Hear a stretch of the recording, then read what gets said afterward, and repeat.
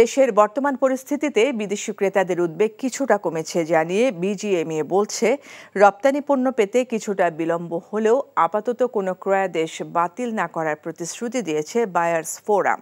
বিকেলে উত্তরার বিজিএমইএ কমপ্লেক্সে তৈরি পোশাকের বিদেশি ক্রেতাদের জোট বায়ার্স ফোরামের সাথে বৈঠকের পর একথা জানায় সংগঠনটি। বিজিএমইএ সভাপতি এস.এম. মান্নান কোচি সাংবাদিকদের জানান, ইন্টারনেট সেবা নিরবিচ্ছিন্ন করার পাশাপাশি বন্দরের কন্টেইনার জট নিরসনের তাগিদ দিয়েছেন বিদেশি ক্রেতা প্রতিনিধিরা।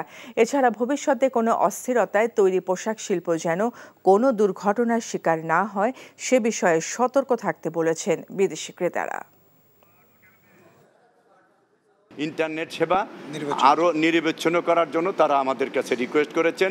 এই বিষয়টা মাননীয় মন্ত্রীর সাথে কথা বলার জন্য বলেছে। কোনো ক্রয় দেশ বাতিলও হবে না, ডিসকাউন্টও হবে না, এয়ার শিপমেন্ট হবে না, এ বিষয়ে তারা আমাদেরকে আশ্বস্ত করেছেন এবং তারা পাশে আছেন এই কথা বলেছেন। এবং এ কথা বলেছেন আবার ভবিষ্যতে আপনারা দৃষ্টি রাখবেন যারা বড় কোনো দুর্ঘটনা বা বড় কোনো সমস্যা না হয়।